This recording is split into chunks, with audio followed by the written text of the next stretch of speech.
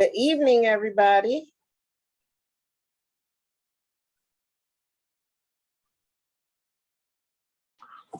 Good evening, good evening. Welcome back. Thank you so much.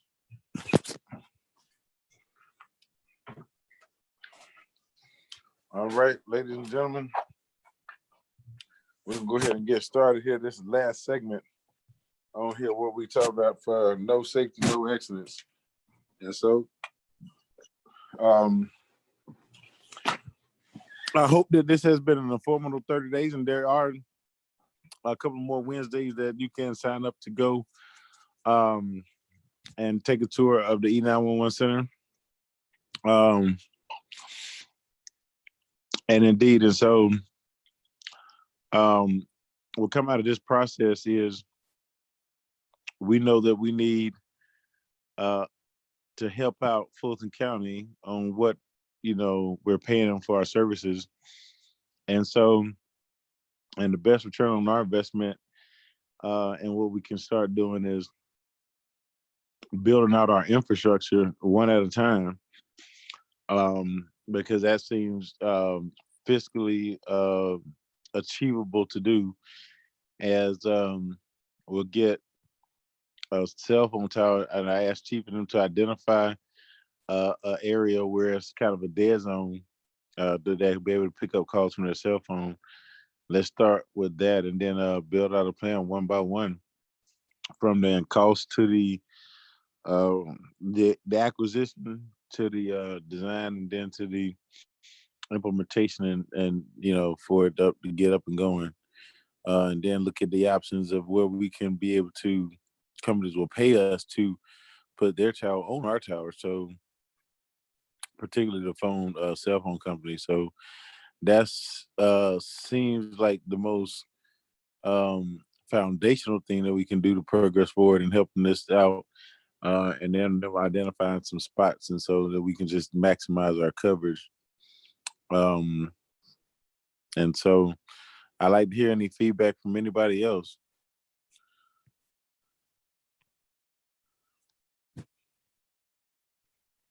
And so what we do know this is on Juneteenth, and we will be having a Stop the Violence walk from the Old National Commerce Plaza to Kroger. And so that's in conjunction with Connecting the Links for Change. So that's the morning of Juneteenth on Commerce Plaza. As Tamika, is Miss Shirley on the phone? Yes, Miss Shirley is here. Oh, awesome. Well, I'll let her talk to you about it. So, Miss Shirley, you got the microphone. Tell them about the event and your organization.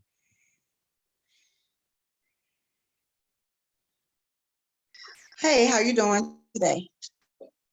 Awesome. Hello. Yes, ma'am. The best day of my life. Awesome. Good. Well, yes, we'll be doing a Stop the Violence on a national kickoff Juneteenth awareness starting at 8:00 for the community. We would love for everyone to come out to show support for the community and stop the violence awareness. We will have motivated speakers. We will have also refreshments there, waters, and police department will be there present. The fire department will be there present, and also we will have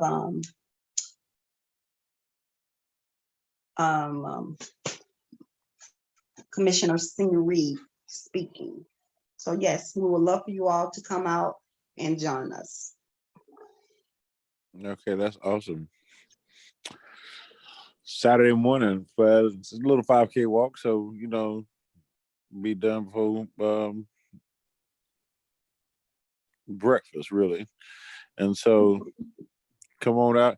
And as we are going to go tomorrow in Camelot, anybody want to join us to go pass out some flyers and recruit Camelot, because we have to walk right by there. And that's, like ground zero for all intents and purposes, but is we must go after and see how they'll be able to participate as well.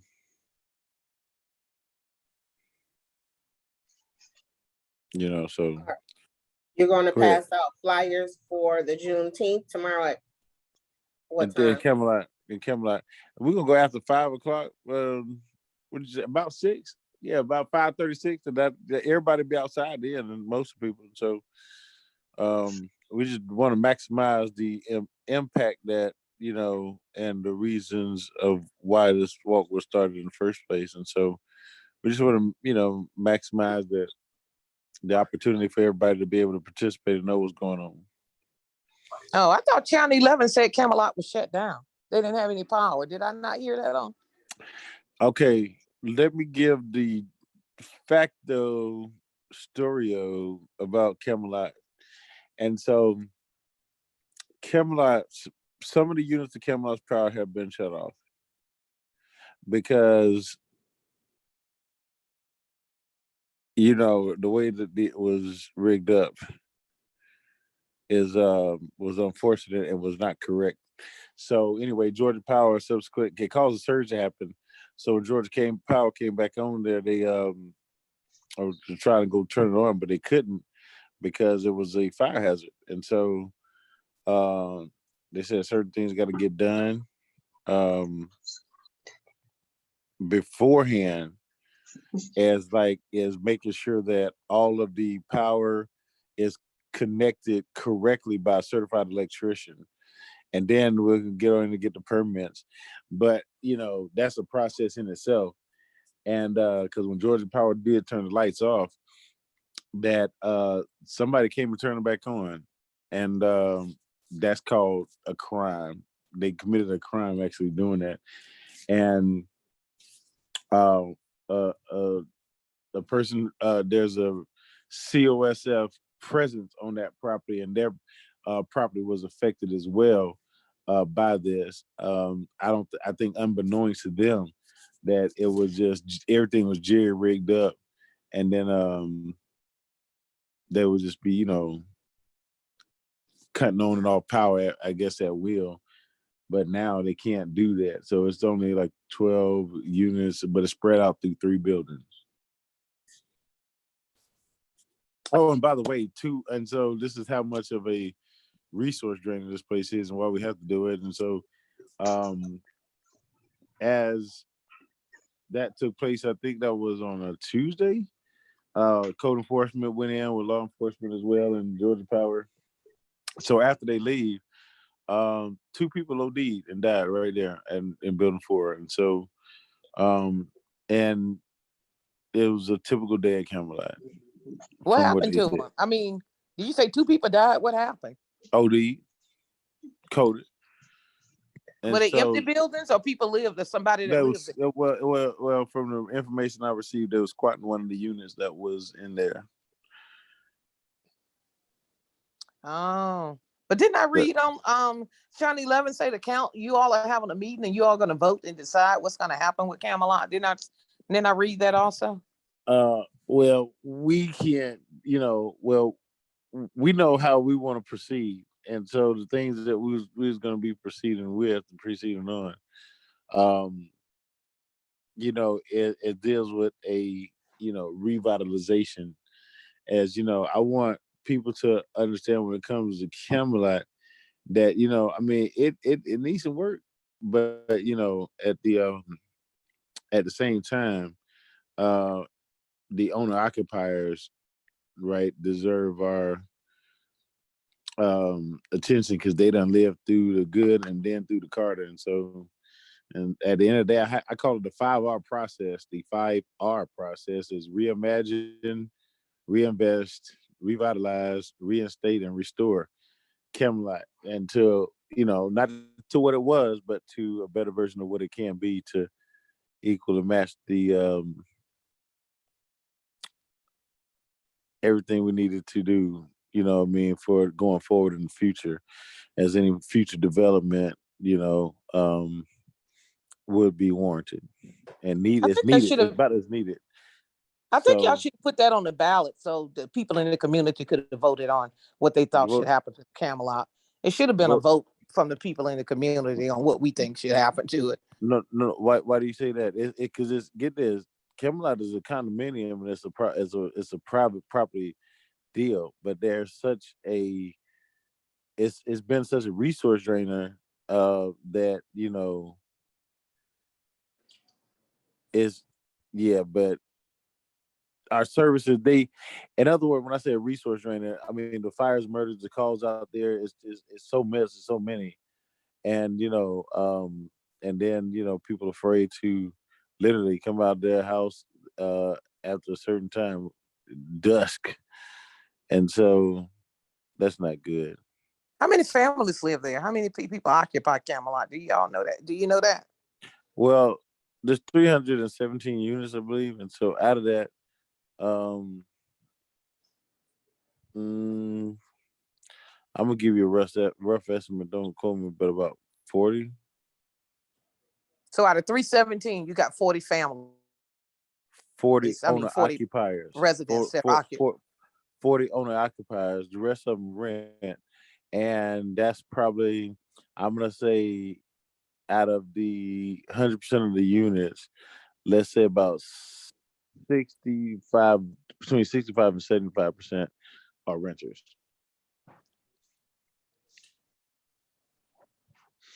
hmm And so there's Camelot is a unique situation, but to put it up for a vote and see, because it's actually they can turn it around if they get things straight. And we know there's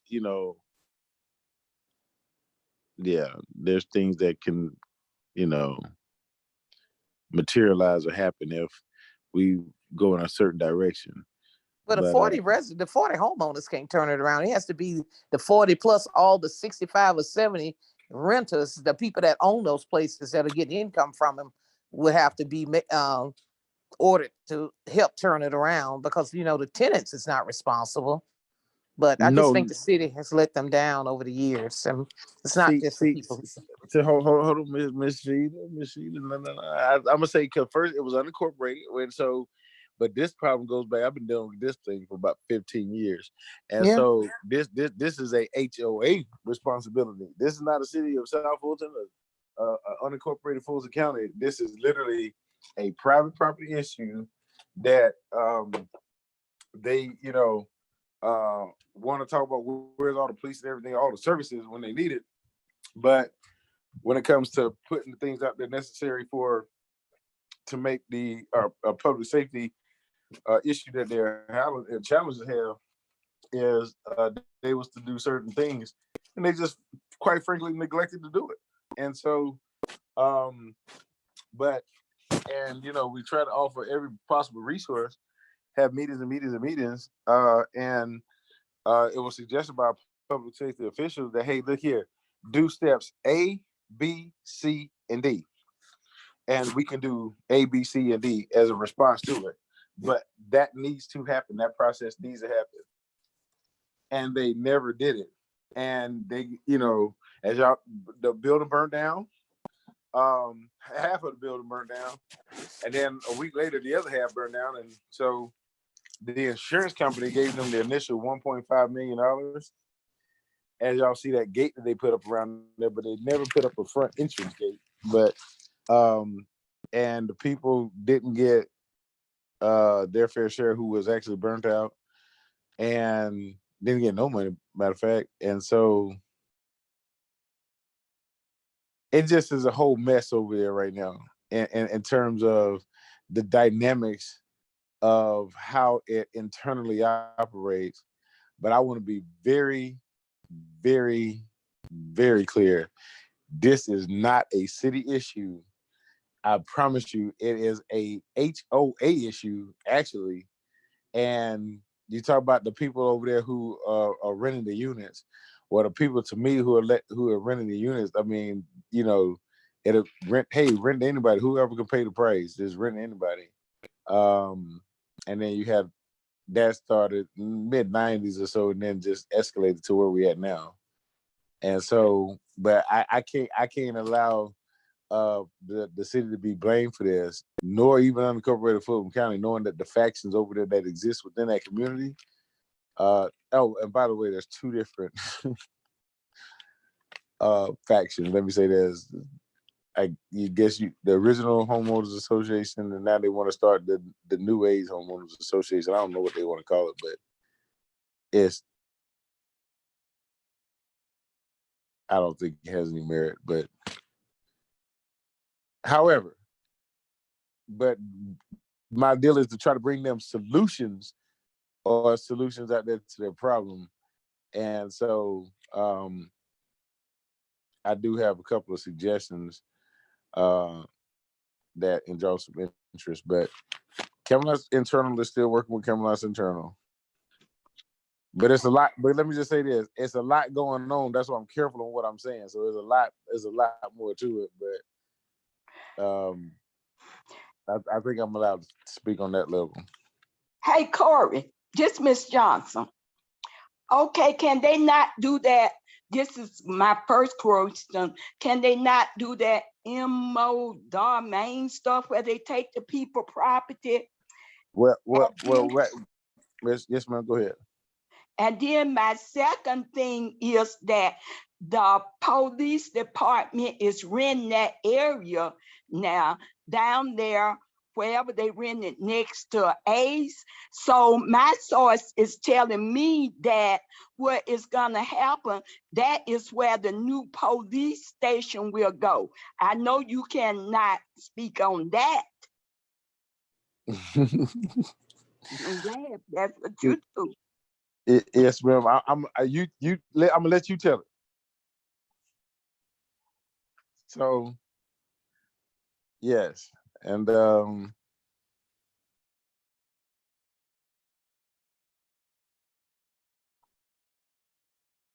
anybody else?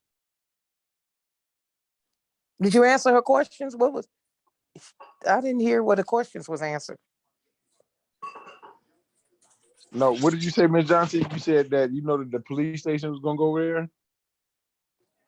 And I said, my first question was, could you all do the MO domain, wherever that word, I can't pronounce it right. And Eminent then, domain. Eminent right, domain. right. And then, mhm. and then the second one, you all are renting that place down there by Ace. And my source is telling me that's where the new police station is going. Y'all are just playing with it, but that's what I'm hearing.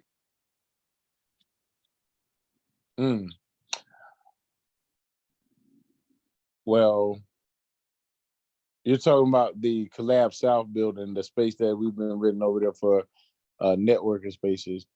And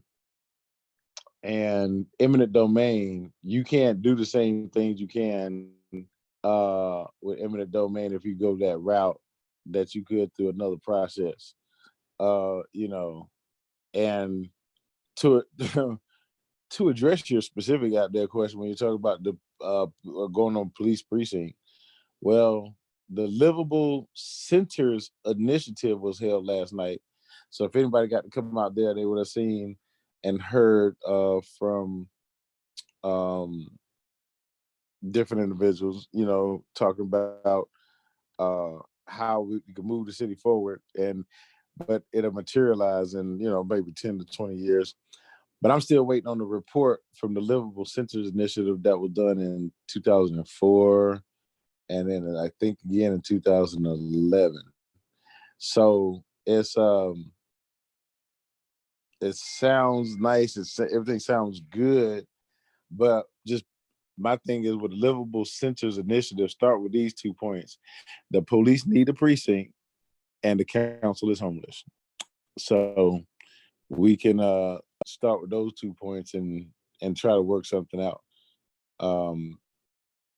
particularly along the corridor. But that suggestion, it was suggested that that precinct, well, that the space that's being rented be a mini precinct, will actually expand it, and expand the precinct. So that is, I can confirm that somebody did, they did put that out there, but it's not engraved in stone. And eminent domain, we can't get the property and do what we need to do. It's some kind of restriction there. Al, if you want to help me out and chime in on that, that's up your alleyway. You know, Well, I don't. well, I mean, eminent We're restricted domain. to what we can do with the land. Yeah, eminent domain is designed for if the government has a true need for the property. Like if they come down the street and they say, "Hey, I need this right away for the betterment of the city," that's eminent domain. Perfect example of Sandy Springs. If you've ever been to Sandy Springs, if you're coming across the river, the bridge coming from Cobb County, which is Johnson's Ferry Road, it was a 2-lane road years ago. The city went through eminent domain and took all those houses to make the pocket park and expand the road because people were complaining about traffic, blah, blah, blah, blah. But they had to have a need and a desire from a governmental standpoint to do that. And to take over a condo complex, you're looking at a lot of other legalities, displacing people, where you're going to put them, regardless if they're homeowners or tenants. So then it becomes a more of a news story that the city has taken my property. It is always going to be that, but then the city has taken my property and they've displaced me. And so, because I'm dealing with that where I'm currently at, from a derelict townhome community that they're just not getting enough money from the renters to keep up with the property. So we actually have them in court. They're slowly getting things done to paint the buildings, fix the roofs, and all that kind of stuff. But it's been a 4.5-year process, but they've been in court for the last 2 years. So every month I have them in court every month to progress, what's going on. So that's awesome.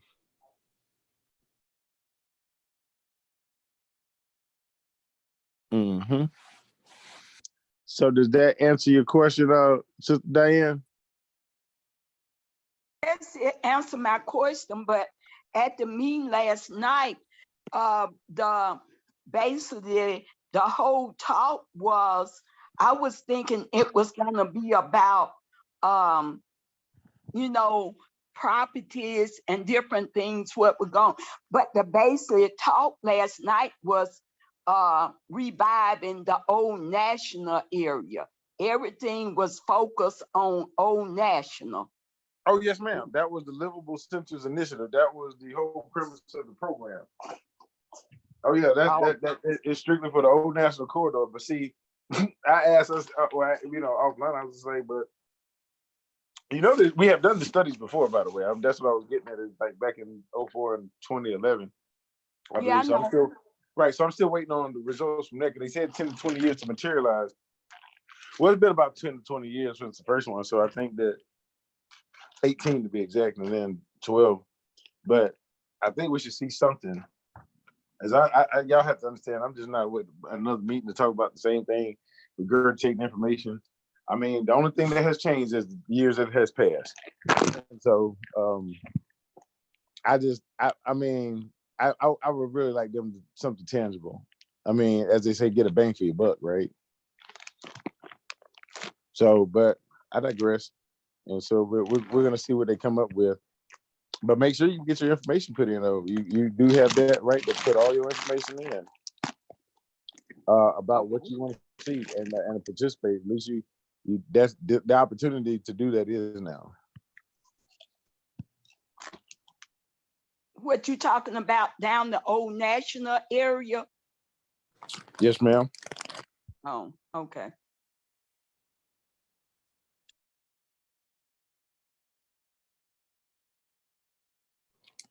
Which affects us, because when you come down Old National, you go off Jerome and come up Old Bill Cook, down Buffalo and up Royal 85, and down you hear Fairwood. And so many people use that cut through from here to Roosevelt Highway.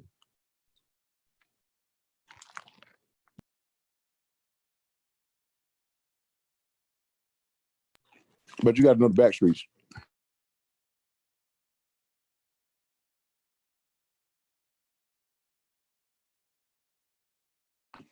Was anybody else at that meeting yesterday? I know Miss Glenda was, Miss Diane. Miss Sheila, were you there? No, I'm tired of the meetings. I don't go to some meetings I go to, some I don't. I had an idea what it was going to be about. Like I said, I have no interest in what happened on Old National. I don't live on Old National, and I really don't have no interest in what they do with it, to be honest with you. Right. After a while, you get tired of hearing it the same old, and year after year, it's the same thing. And you know, they'll close the club down, open another one up. Ain't nothing changed on that. I agree with you They so just much put in a on different that. name, and it is what it is. They've been talking about the same thing for years, and you don't see nothing that's taken no different. Same thing. And when they talk about Old National, like I said, you can talk about livable and all of that until they do something with that Camelot on Old National, so they can quit reporting that it's one of the worst places in the city of Atlanta to live. That's what Channel 11 said in their article, and they said it on TV. Until they do something with that, I mean, why do anything else with Old National until you do something with that landmark on Old National? Something's gonna have to happen with that before any change can be made. Anything else can be made on Old National. Now, Miss Sheila,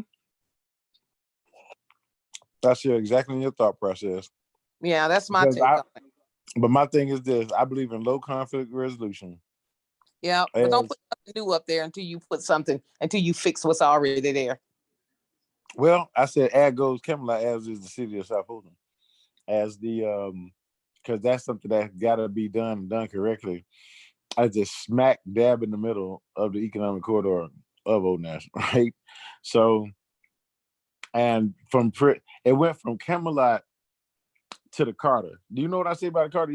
Everybody seen New Jack City? Mm-hmm. You remember that the Carter? That's what they called it, right? So it went from Camelot to the Carter, literally, because that's the same situation you have over there now. Mm-hmm.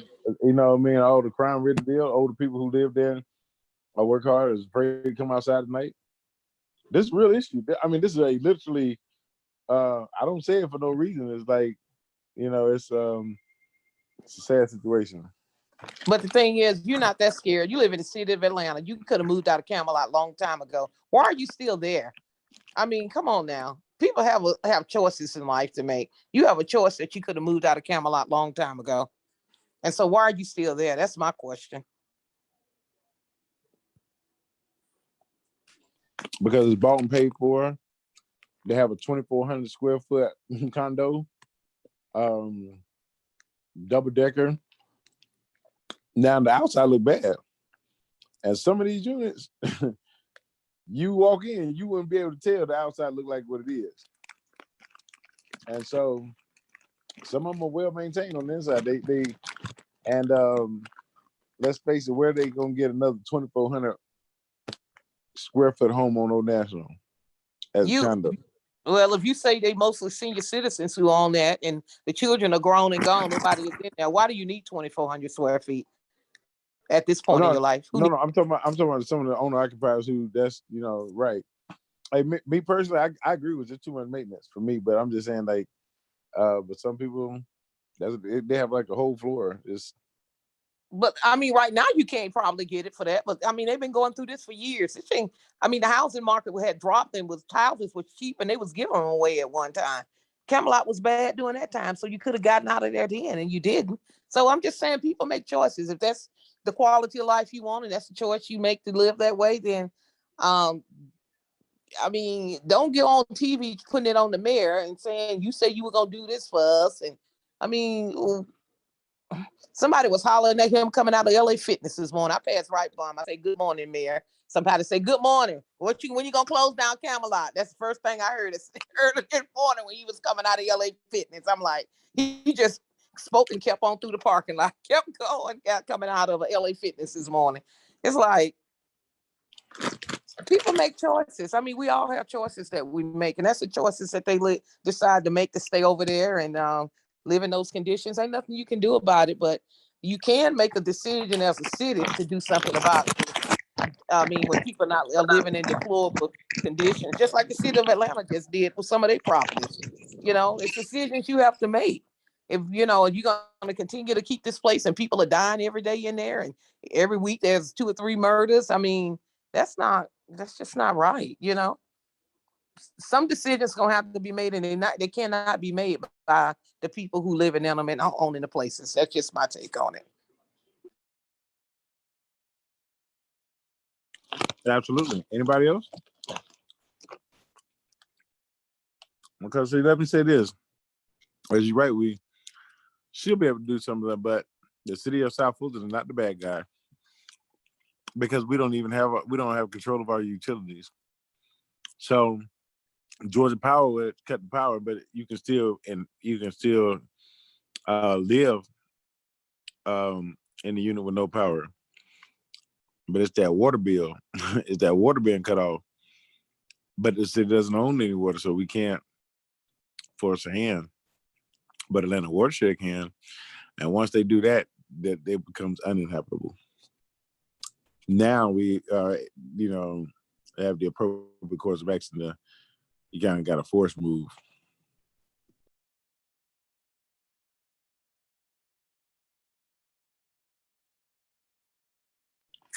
But it is a safety issue. Since we have been in these 30 days on this E911, 3 murders have occurred, assaults, threats, a mini fire. I mean, it's a resource center. So, like I said, everything has to be reimagined and restored. So, we're just gonna hope that the mindset of the people, get on the same accord and understand that it's better to negotiate and collaborate than to just not do it, and decisions have to be made without your input. But at the end of the day, we have to progress forward. Well, Corey, let me ask you something. On the TV on yesterday, they said the lights was cut off. Are they back on over there? The lights in 12 units were cut off because it was power was illegally hooked up. I don't know. My understanding is a couple of the units are, but I don't think that all of the units are back on. But I'm gonna get that confirmation later on this evening. Well, this is the thing. I mean, state code allows people to live without power, without gas. Can't live without water from a building code, sanitary code issue. The city could come in and condemn all those units without running water. Again, got to do it systematically because you're looking at basically telling people to vacate. What are you going to do? You got to have the resources on the back end, Red Cross and all those type of Salvation Army, whatever, to allow these people to have some place to stay. Tell you right now, the Red Cross only usually does about 3 to 5 days when people are displaced, putting them in a hotel. So what's the long-term solution? So there's a balance. I mean, like I said, I'm dealing with it right now. So it's like I can go condemn all the whole complex, but now I just displaced probably 500 people. So right. What is the city gonna do? Yeah. Because the news is gonna say the city did it, not the people that did whatever illegal stuff that caused it.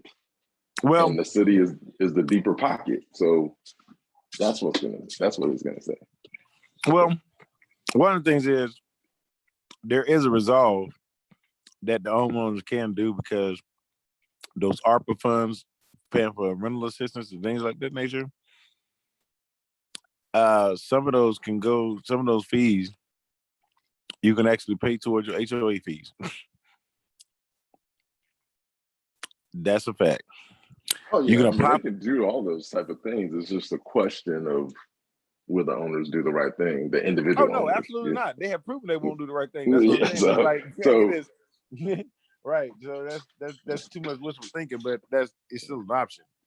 Yeah. But yeah, you can do all kinds of things. I mean, like I said, I'm dealing with it now. I've literally cited the homeowners association, cited every owner, and literally we know the owners, they handle, and most of the time in condos, just to let y'all know, the way state law is, everything on the outside is the homeowner's responsibility or the association's responsibility. The roof, the siding, the decks, patios, that's anything inside the unit is the owner of the unit's responsibility. So if the person says, hey, my roof is leaking, and it comes, the HOA needs to address the roof issue to make sure that there's no roof leak creating the issue.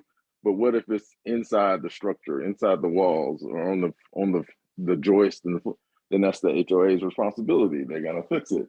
But say the toilet is leaking from upstairs or to downstairs, then it's gonna be that homeowner or that owner above's responsibility because they created the problem. And it's gonna be the person that's getting leaked on, in that case, their responsibility to get it fixed, or what's in their damage in their unit. If they're a tenant, they go to their landlord and say, hey, guy upstairs flooded his toilet, his shower, it flooded our unit, stuff like that. So it gets a little sticky because there's so many different little laws related to it, but that's just the best way to describe it. Anything on the outside, HOA, that's who's responsible for it.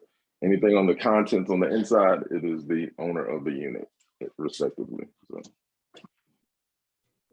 Absolutely. But an article that was on the paper that they had today saying that the HOA did not have the money to hire an electrician for all the work that need to be done. Georgia Power cut it off, but they're not going to cut it back on because they said they need to hire an electrician to do a lot of work. And the HOA, from my understanding, is what I read, don't have the money to hire an electrician to come out and do all what was needed before Georgia Power would turn the power back on. And that is probably true because most of the time those dudes, like, just to give you an example, I have a community called Somerset. Similar, not as bad, but very similar. That's what I'm talking about. The people that own the units pay $250 a month in dues. $250. So you would think $250 a month is about 100 units. They should be able to, they have a $60,000 a month water bill. Because that's another thing. People don't realize when you start getting into these older complexes, back in the day, they did one main meter. So the main meter was at the street. I'm not sure that's a Camelot, but chances are, so it's no individualized water meter. So you paying that $250 every month, you're paying your rent to the landlord. He or she's cutting the $250 over to the HOA to pay the water bill. But you say, man, I travel for 3 weeks out the month. My water bill should be like $20, but it's not. Everybody's paying the same amount in essence. And or I've seen it where they try to proportion, like, okay, if there's one person, you pay $30 a month in the unit. If there's two, you pay $50 a month or something. There's all kinds of formulas that HOAs have done. And so what they do is their water bills are usually high. So what has to happen at some point, if it isn't done like that, if it is like that, they have to actually individualize those meters, each unit, which can free up some capital at some point. But to do that is going to cost the homeowner probably about $1,500, anywhere from $800 to $1,500 for them to get a Atlanta water meter for each individual unit. That can help out. The only other thing they can do, well, two things. They can do self-help, which means if they have the money like you described, they would be able to do it themselves, or they can, if they can get a quorum, they can vote to tax themselves additionally. So it's like a special assessment and pay, whatever it breaks down, for that repair. The likelihood of that happening is slim to none. So the best thing they can do is kind of try to find funding, go get an SB, like the complex I'm talking about. Somehow the HOA was able to get like $150,000 SBA loan about 6 months ago.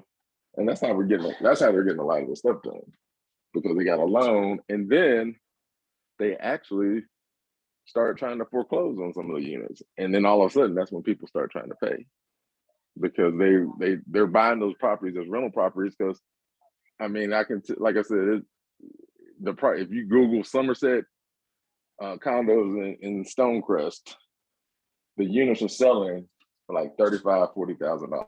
$60,000 at the most. And then people are refurbishing them and renting them out for like $1,200, $1,300, $1,400 a month.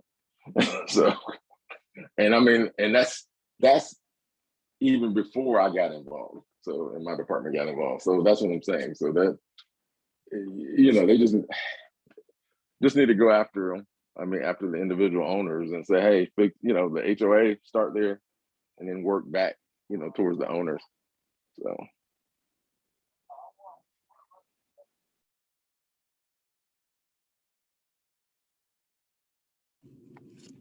Man, Al, that's a very important, great information.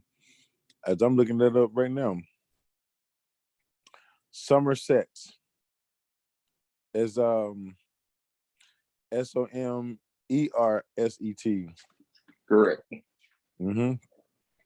And they got some for sale. Let's see how much they going for. And what are the prices on them?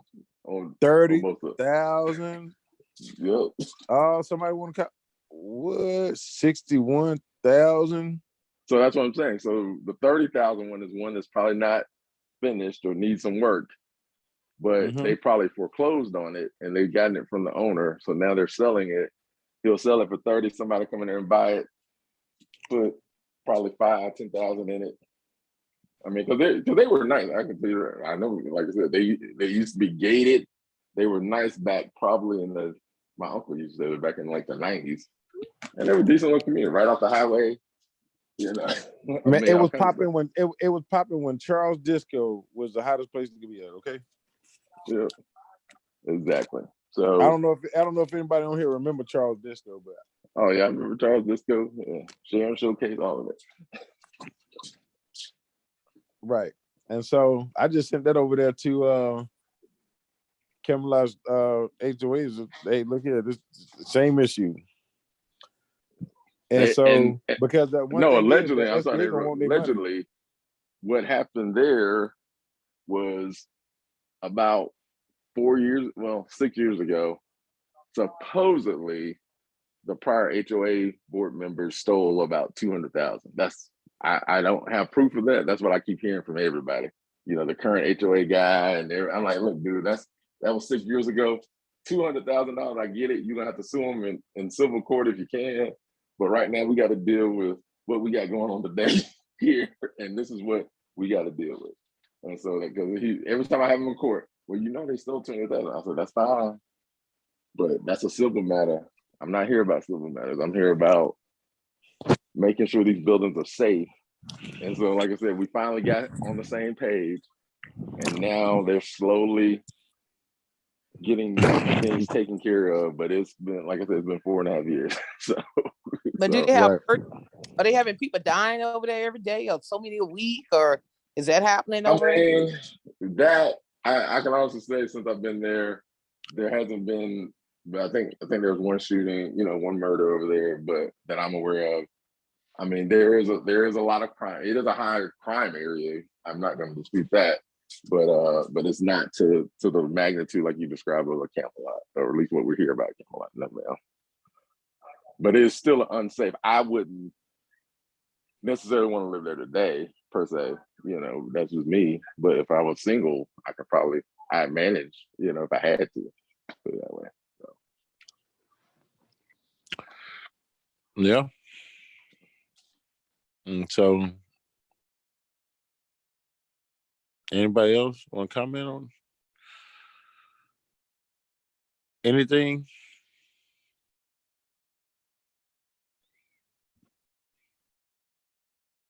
Okay, well, like I said, Miss Johnson. Oh, go ahead. No, I went down Stack Road. Are they working down there? When I went down there, they were not working. Yes, ma'am, they're working. Yeah, they had some equipment issues that you know, some equipment issues that they have been vandalized and things of that nature. So we're working on that right now. And but they are at the site working because they got 3 of the vertical piles in. in the ground. Okay, I'll go back tomorrow and see. Okay. Yes, ma'am. And thank y'all so much for being and staying engaged and staying on top of that. As you know, change is coming. It's just little baby steps, but it's happening. It's happening. Well, ladies and gentlemen, I know that.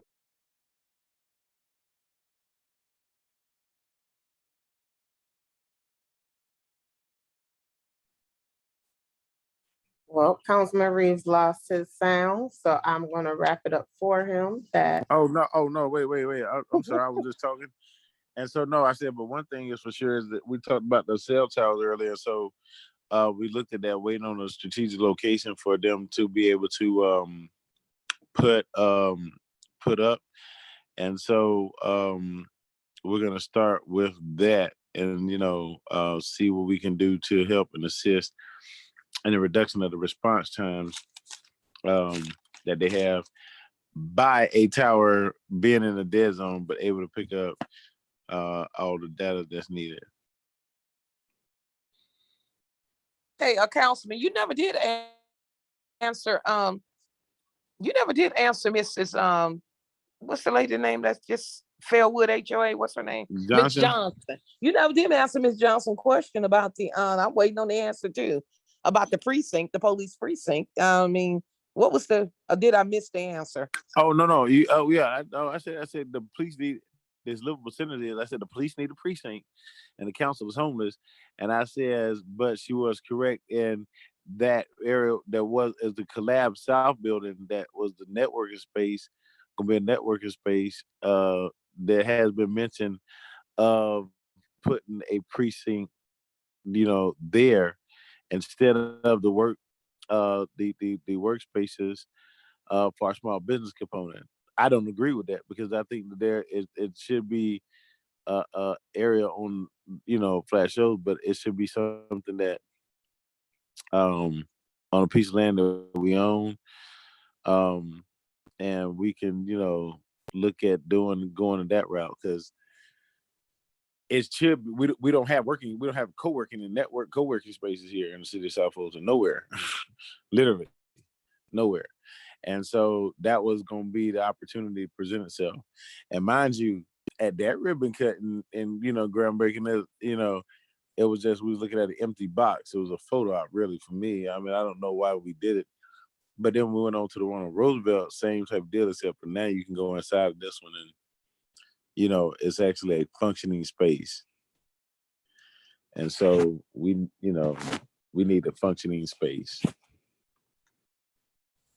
So, but to network and to work in, and the police need a precinct outside of that area. That would turn into a little mini precinct is what it would be. But we need an actual precinct, right? So a detached precinct is that. So and I said that it has been thrown out there, but there's nothing been engraved in stone. In other words, we still have some options to explore. But I'm gonna keep y'all abreast on that now. Yes, indeed.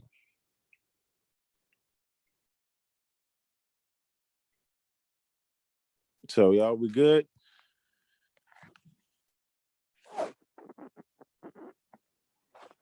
Everybody's good? All right, cool. We good. All right. Well, look, I hope y'all don't mind. We're just going to end a little 10 minutes early today. And I want to thank y'all for taking out time of y'all day and, and taking this journey on this 911 journey, as I did have a conversation with the chief over the weekend. And so there's some things that we're going to be looking forward to working on and how to get some funding for this as well, so we can see and feel the impact of what we have discussed. And with that, y'all took time out of y'all day, and I thank y'all for bearing with us and going through this process. And I tell you, I love you. You can't do nothing about it. and I would love for everybody to enjoy the balance of their evening. Have a good evening. You too.